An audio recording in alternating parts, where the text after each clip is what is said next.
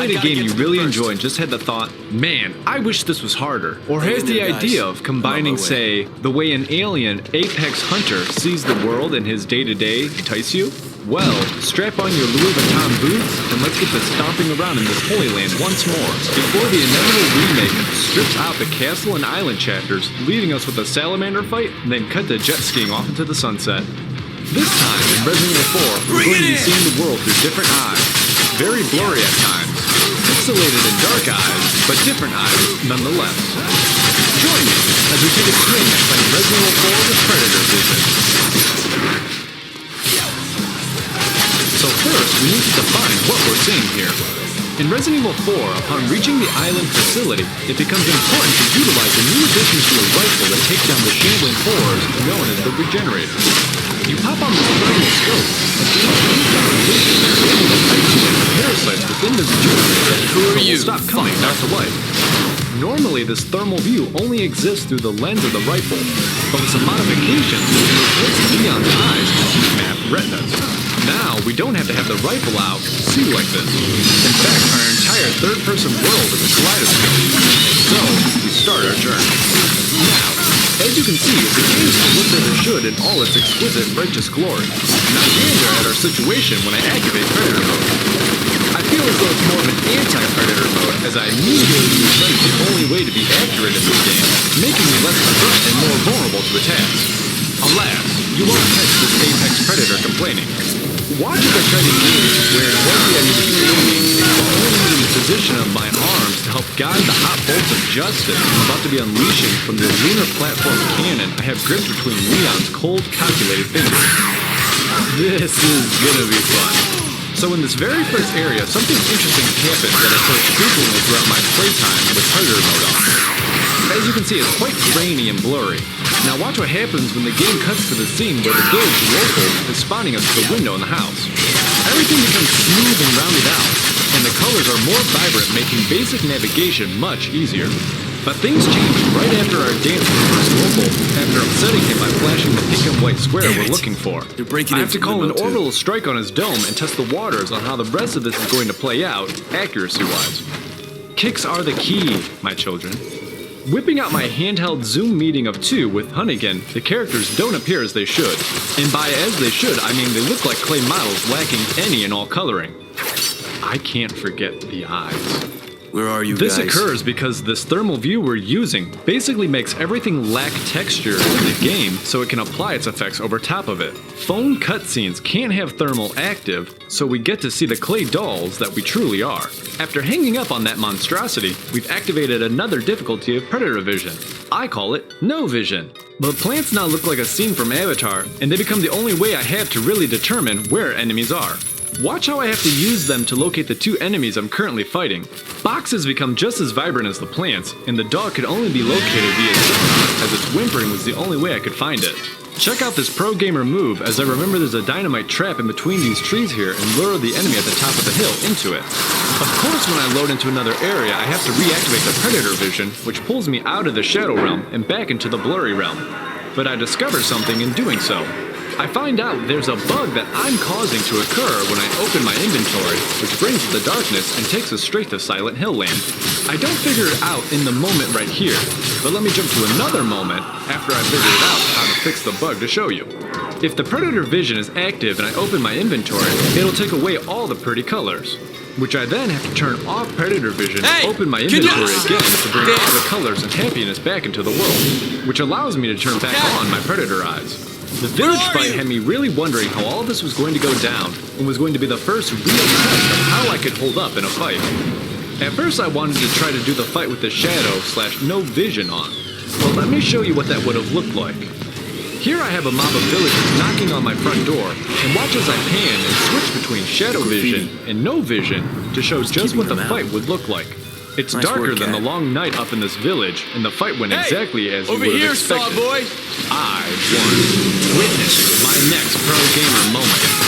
In the beginning, I panicked and blindly shot into the darkness, as I could hear the enemies were close, but I couldn't see them.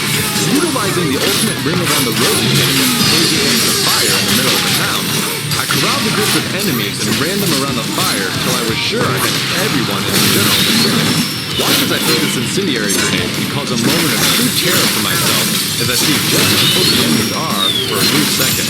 Each time a new wave would spawn, I would do the runaround, then break off in a straight shot away from the fire and use it as the only light backing available to try and get an eye on the enemies I was fighting. I actually took not too bad of damage during the village fight and just kept laying waste to the normal villagers till the event passed, as I didn't have the courage to go up and test Mr. Salvador. But I'll give you a taste of what that would have looked like.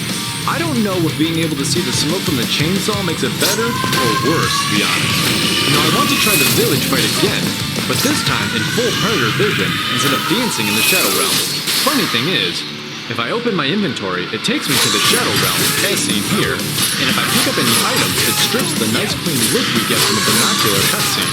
So, just for all of you, I do this fight in true Spartan fashion. Instead of going into the village, much like the game developers had in mind, I do the most strategic thing possible. I back up. Having this straight shot forces the enemies to a choke point, and just like the mighty Leonidas, I make my enemies' numbers count for nothing as they single file into the meat grinder that is Leon's ferocious quads. This also takes care of the fact I can't really see where I'm aiming. As long as I'm head level, I can just sweep until I find domes. I hold the line until it's bingo time and then push forward into my next thermalized adventure. Now at this point, I'm sure you realize that playing this way is just simply torture. Certain areas in the game are downright grueling. Imagine doing the invisible bug part in the sewers, so the sewers themselves are invisible? Brutal. But we do need to show off some boss fights, so let's showcase two right now. As I approach the containing Del Lago, I'm already wondering what it's going to be like seeing it through the eyes of a predator. Will it be all lit up like other enemies I've fought? Or will it be an unrecognizable mess of blues and greens? I was really hoping for the first option. We end up with the second, as you can see in the cutscene where Del Lago beats the police officer's body. The good thing about this fight is that we get to experience the nice, clean, rounded Pred vision. That is until I get pulled into a few too many tree stumps and have to heal. That you can see right here, which then turns it into a night fishing experience. I wasn't really having the shadow mode, so I put the lights back on and we're back to our nice fuzzy existence. I think it's funny that the water effects surrounding Del Lago give off a heat map, but the actual giant reptile doesn't. I guess the game developers really went all out with this amphibious ectothermic waves. The moment Lago comes charging at the boat would be particularly difficult without the water effect on the side of its mouth, as it's nearly impossible to make out until it gets closer to the boat, which at that point it would be too late to harpoon it. I persevered through the fight, but I wanted to see how a certain something would look at the end of it. And with that, Leon gets Del Lago tied to his bootstraps. And the last we see of him, he's sinking into the crushing black oblivion of this very dirty lake. The next boss fight I wanted to try was going hand to hand with the big chief himself. No, not and now. I was hoping the overall scenery would be pretty neat. We're using thermal vision, and there are fires involved with this fighting area. What I got was a complete mess, as you can see here from this footage I gathered after the fight. The altered vision brings out all the smoke layers used to create this moment in the game, making it extremely hard to see anything that's going on. This fluctuating haze might be making what you're currently looking at hard to see, but wait till you see what shadow vision looks like. Much like the village, the fires are outlined, and the ceiling of the barn is lit up from the smoke, but that's it. The rest is a shifting darkness, but for whatever reason, I can kind of see my laser sight, so it makes taking shots at Mendez a little bit easier. Speaking of Mendez, he's almost completely hidden in the darkness, just like the zombies in the village, but with two plus sides. The oozing effect he has on his lower body shines like a light in the dark room, giving away his current position. Even when he starts swinging from the rafters, it becomes even more visible. And the second plus is because he stands so tall, when he goes full Inspector Gadget, the game angles the camera up at certain points, which puts his arms in front of the smoke effect in the rafters of the barn, which gives me moments of visibility of my foe. Climbing to the top of the barn and fighting Swing McGee is one of the most anxious moments I've had in this game.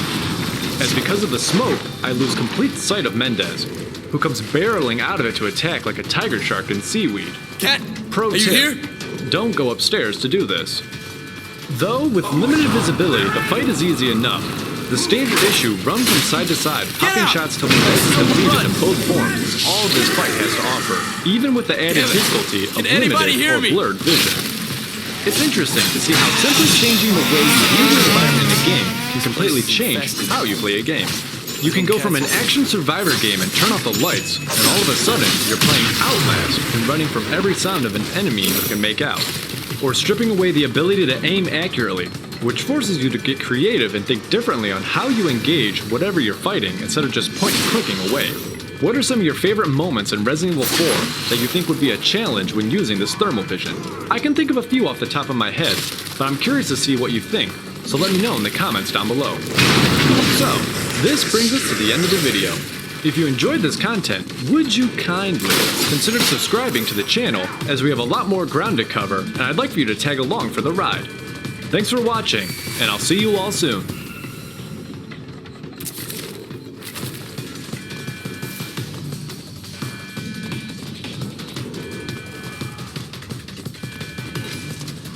Hello friends, my name is Dante, and today I had to let go of my boy, my best friend, Big Daddy who coddled me and raised me to be the man I am today, the merchant. He always had the biggest guns in the industry, and no, I'm not talking about those twigs, I'm talking about these twigs. So yes, you've come to the right place. Can you beat Resident Evil 4 without the merchant? Find out, baby. Of course, to begin our journey, we need to start a fresh new game on professional difficulty. If you don't know what professional difficulty means, it's basically the hardest difficulty you can choose in Resident Evil 4. Only RE4 professionals understand this. Okay, really quick, let's talk about why leaving the merchant behind and murdering him the moment I see him is bad for business and makes this challenge challenging. The merchant does a few things for you. He sells you better weapons, he sells you upgrades for the weapons you already have, he sells scopes, stocks, first aid sprays, and most importantly, he sells you bigger attack cases, aka bigger inventory cases. Now, because I can't even talk to the guy, this means I can't get any new weapons, I can't get any bigger inventory cases. I can't get any upgrades for the guns I do get throughout the playthrough, meaning that my guns are always going to be the absolute weakest they can be, and I'm stuck with only picking up weapons I can find myself on my adventure. There's two weapons to be picked up along the way, the shotgun and the broken butterfly. If I miss either one, I'm pretty well screwed, so I can't forget them. So yeah, there's also a free rocket launcher in the captain suit, so that's pretty epic. Before jumping into it, let's devise a quick little game plan. So first things first, we need to be using the knife as much as possible and saving every piece of ammo we can find. This will make boss fights easier or even possible, because no, you can't just knife every boss to death in this game. You know what? Let's go over my intricate little plan and detailed list. Step 1. Castrate your enemies until they die from the pain. Step 2. Save doggy. Step 3. More castrating. Step 4. Create yet another burn victim to add to our list. And step 5, don't forget to do a flip or two to impress Ashley before escaping. As you can see, the list is very straightforward, detailed, and easy to follow, so let's just yeet ourselves into it. Alright, so the beginning wasn't too hard, and that's to be expected. You don't meet the merchant until the next subchapter, so gameplay for this part isn't much different other than saving all of my ammo and using my knife on everything.